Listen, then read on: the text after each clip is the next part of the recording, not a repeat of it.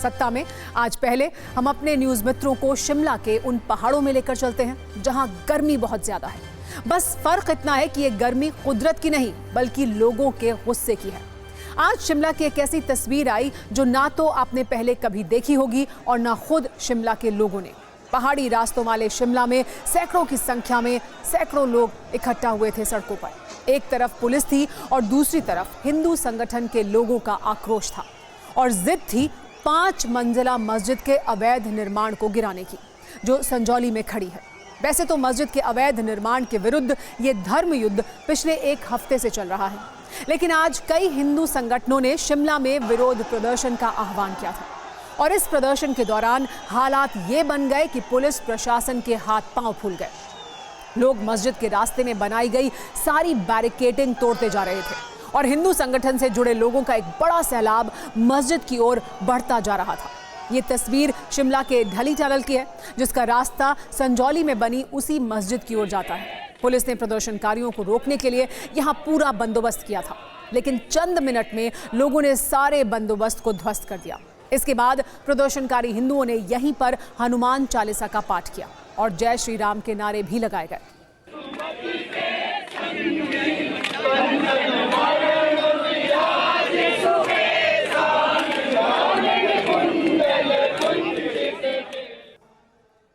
इसके बाद जब लोग आगे बढ़े तो पुलिस ने उन्हें रोकने के लिए लाठीचार्ज किया और वाटर कैनन का इस्तेमाल भी किया गया।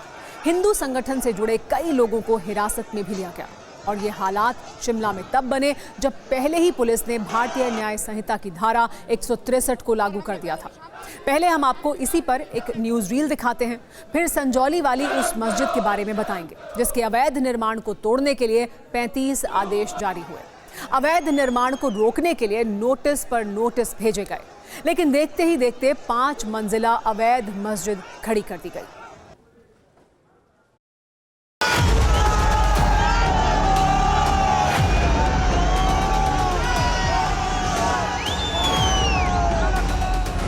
मौजूद हूं और आपको सीधे तस्वीरें दिखाता हूं। यहां पर भीड़ उग्र होती हुई दिखाई दे रही है। प्रदर्शनकारी आगे बढ़ने की कोशिश कर रहे हैं। पुलिस ने जो इंतजाम यहां पर बड़े बड़े लोहे की बैरिकेडिंग के साथ की थी वो इस वक्त तोड़ने का प्रयास ये भीड़ कर रही है। ये पहली बैरिकेडिंग तोड़ दी है।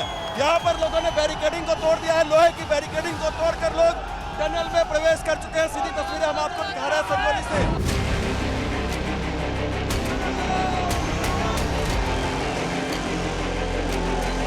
प्रदर्शन जो है लगातार उग्र होता हुआ आपको दिखाई देगा और ये बैरिकेडिंग को लगातार तोड़कर आगे बढ़ने का जो प्रयास है वो करती हुई दिखाई दे रही है। आगे बड़ी लड़ाई है।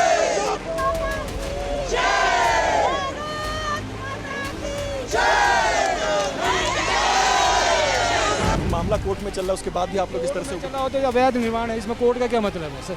प्रशासन को तो यही तोड़ना चाहिए, इसको बात खत्म। लोगों को जागना पड़ेगा। आज जिस तरह की स्थिति पश्चिम बंगाल में है, इस तरह की परिस्थिति हिमाचल में भी ना बने, इसलिए हम सभी को जागना पड़ेगा।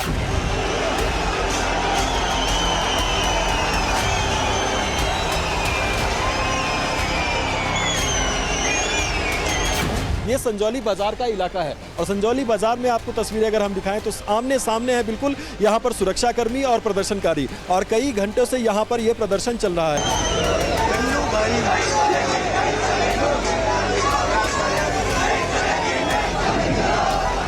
हमें धकेल दिया गया, पुलिस के डंडे पड़े, ये बहुत गलत है।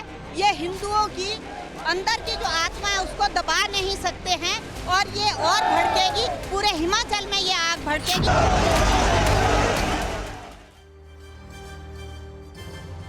आज हमने शिमला में मस्जिद वाली इस आग पर अपने न्यूज मित्रों के लिए एक विस्तृत कुंजी तैयार की है। पहले आपको इस मस्जिद के अवैध निर्माण की क्रोनोलॉजी दिखाते हैं, जिस पर शिमला उबल रहा है। स्थानीय लोगों का दावा है कि मस्जिद पहले सिर्फ 1 मंजिल की हुआ करती थी, लेकिन 2010 में मस्जिद पर अवैध निर्माण शुरू किया गया। मस्जिद के अवैध निर्माण को रोकने के लिए नगर निगम के पास शिकायत भी गई। दावा है कि नगर निगम ने 2010 से 2024 तक 35 नोटिस मस्जिद कमेटी को भेजे और अवैध निर्माण रोकने के लिए कहा गया, लेकिन इसके बाद भी निर्माण नहीं रोका गया और देखते ही देखता 1 मंजिला मस्जिद 5 मंजिल की हो गई। यानी बिना इजाजत के मस्जिद पर 3 मंजिल का निर्माण किया गया, जो गैर कानूनी है। और हालत यह है कि मस्जिद की 5वीं मंजिल पर भी लेंटर पड़ना शुरू हो गया है। अब इलाके में रहने वाले हिंदू समुदाय के लोगों को आशंका ये है कि पूरी साजिश के तहत इस मस्जिद का अवैध निर्माण हो रहा है, क्योंकि जिस मस्जिद में पहले कम लोग नमाज पढ़ने के लिए आते थे, अब वहां नमाज के वक्त भारी भीड़ लग जाती है। मस्जिद पर दोनों पक्षों का दावा भी सुनते हैं।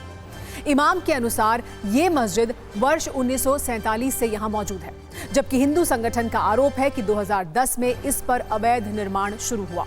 मस्जिद के इमाम ने बताया कि पहले ये कच्ची थी और सिर्फ 2 मंजिला थी, जबकि लोगों का आरोप है कि सिर्फ 1 मंजिला मस्जिद की इजाजत थी।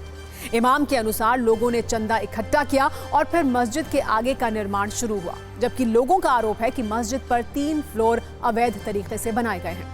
इमाम ने यह भी बताया कि पहले मस्जिद छोटी थी, जगह कम थी, इसीलिए लोग मस्जिद के बाहर नमाज पढ़ते थे, जिससे दिक्कत होती थी। लेकिन हिंदू संगठन का आरोप है कि यह सब डेमोग्राफी को बदलने की साजिश है। इमाम का कहना है कि जमीन वक्फ बोर्ड की थी, जिस पर 2 मंजिल पहले से मौजूद थी और बाकी के निर्माण पर मामला कोर्ट में है, जबकि हिंदू संगठन से जुड़े लोगों की मांग यह है कि मस्जिद के अवैध निर्माण को तुरंत तोड़ा जाए। अब इस मस्जिद पर शिमला में सियासी चिंगारियां निकल रही हैं। इस पर भी एक न्यूज रील देखिए। वैसे हिंदू संगठन से जुड़े लोगों का आरोप है कि शिमला में डेमोग्राफी बदलने की कोशिश हो रही है। इन आरोपों पर हमने रिसर्च की तो कुछ आंकड़े हमें मिले, जो आइए हम आपको भी दिखाते हैं। ये आंकड़े 2001 से 2011 के बीच के हैं और सरकारी जनगणना पर आधारित हैं। इसके अनुसार शिमला में इन 10 वर्षों के दौरान हिंदुओं की आबादी 0.2% कम हुई है, जबकि मुसलमानों की आबादी में 0.3% का इजाफा हुआ है। शिमला के अलावा हिमाचल प्रदेश में हिंदू मुस्लिम आबादी पर सत्ता का नंबर गेम भी देख लीजिए। वर्ष 1951 से वर्ष 2011 तक की जनगणना के आंकड़े अगर निकाले जाएं तो इनके अनुसार वर्ष 1991 में हिंदुओं की आबादी 98.14% थी, लेकिन 20 वर्ष बाद 1971 में घटकर ये 96.10% हो गई। 1991 में यह आंकड़ा 95.9% हो गया और वर्ष 2011 में हिंदुओं की आबादी का ये नंबर 95.2% पर आ गया।